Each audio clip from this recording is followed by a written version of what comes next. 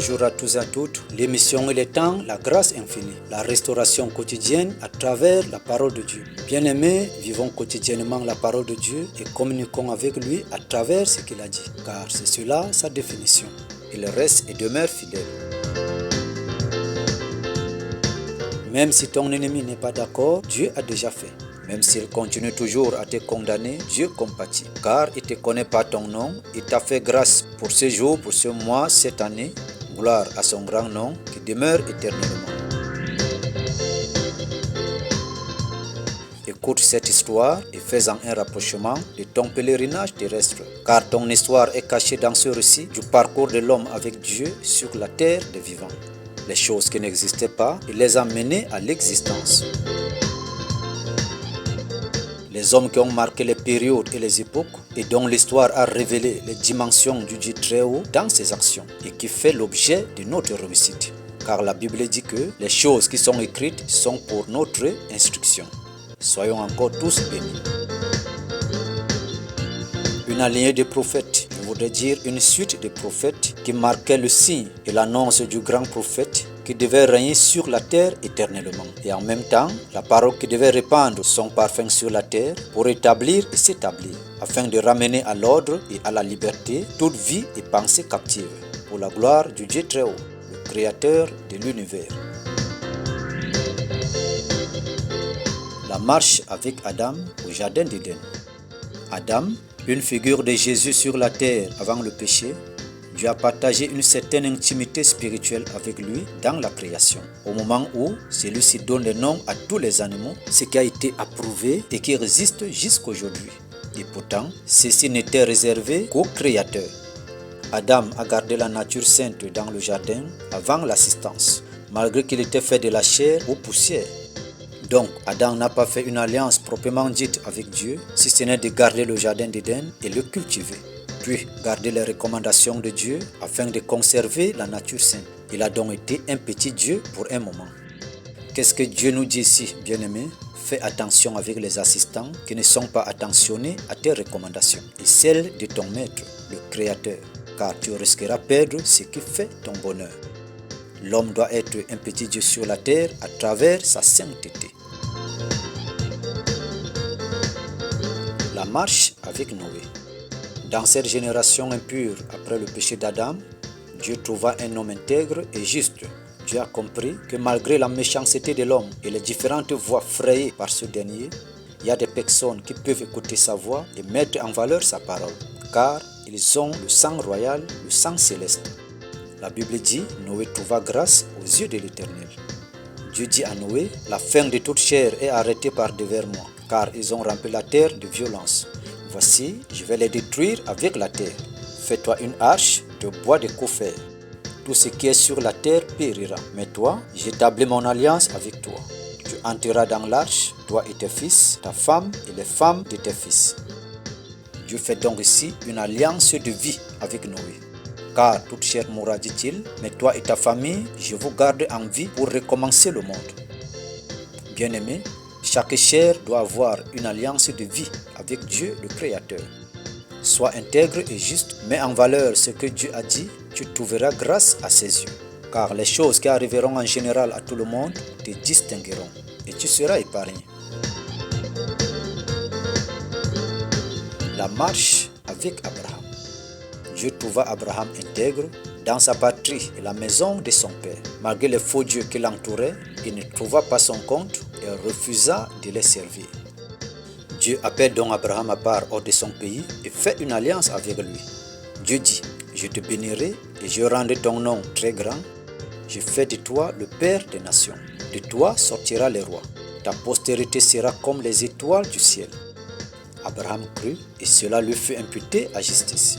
Abraham devient en même temps le père de la foi. Bien-aimés, nous devons détester et rejeter tout autre Dieu. Dieu est intègre et le grand Dieu, le véritable, fera une alliance de grandeur avec nous. Dans la suite, Dieu a fait la même alliance avec Isaac et avec Jacob. Mais en Jacob, cette alliance a pris effet, car les paroles de l'alliance se sont accomplies.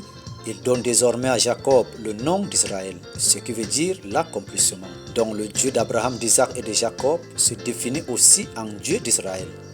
Abraham, Isaac et Jacob donnent naissance à Israël, qui veut dire aussi multitude. Et dit à Jacob, tu n'es plus Jacob, mais Israël. Et mon nouveau nom, c'est le Dieu d'Israël, qui veut dire Dieu a accompli. Car en toi, ma parole annoncée et écrite prend son effet. Je reste toujours le Dieu d'Abraham, d'Isaac et de Jacob, mais je suis le Dieu d'Israël dans l'accomplissement de toutes choses. Bien-aimé, le Seigneur a parcouru dans ta famille.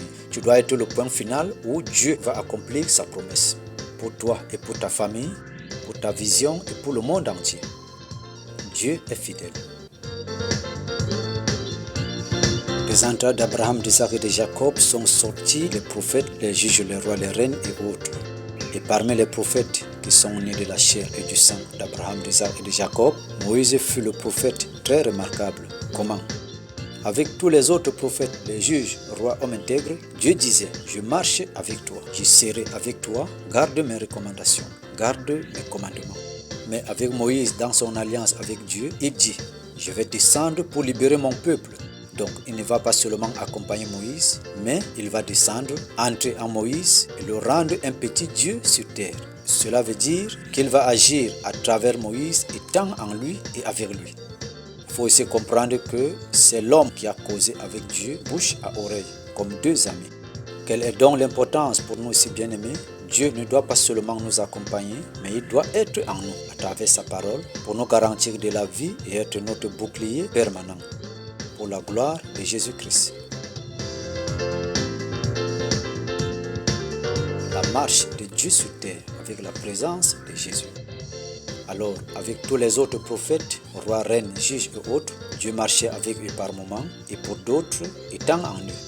Mais avec Jésus-Christ, un membre de la Trinité céleste vient incarner Dieu sur terre sous forme humaine pour manifester Jésus-Christ.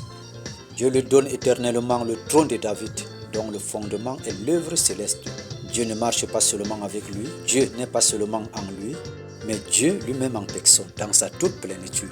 La Bible dit, toute plénitude habita en lui, Jésus-Christ. Dieu lui donne totalement toute l'affection et met tout entre ses mains, la vie ou la mort. Et son règne n'a pas de fin. Toi qui n'as pas la vie et qui manques la vie, toi qui cherches la vie, qui veux la vie, crois seulement en lui et ton salut paraîtra. C'est lui que le Père a tout donné sans rien laisser. La vie est conditionnée par lui et à travers lui au moyen de sa parole. Moïse a apporté la loi, mais Jésus a apporté la grâce et la vérité. Alors si tu portes la vérité, tu poursuis la vérité, tu cherches la vérité, elle finira par t'affranchir et te rendra libre, a dit la parole de Dieu. Bien-aimé, tout est possible à celui qui croit. C'est une parole avec certitude et accomplissement. C'est seulement si elle a trouvé sa place dans toute son étendue. Béni soit le Dieu qui a apporté la grâce et l'a disposée pour toute chair. La gloire revient à lui seul. Bien-aimé, à partir d'Adam, depuis le jardin d'Éden, Dieu a marché avec les hommes jusqu'à la veille de l'arrivée de Jésus. Mais à partir de l'arrivée de Jésus, c'est le règne de Dieu sur terre qui n'aura pas de fin. La Bible dit tout passera, mais la parole ne passera pas. C'est lui Jésus, le chemin, la vérité et la vie. Il nous a montré le chemin, il nous a conduit à la vérité et a semé en nous la vie, en nous laissant pour héritage sa parole. Bien-aimé, pense à un jugement par rapport à cet héritage. Comment tu l'as géré, l'as conservé et l'as valorisé. Dieu réveille notre mémoire et notre conscience. Bien-aimé, Dieu attend pour nous des bonnes actions.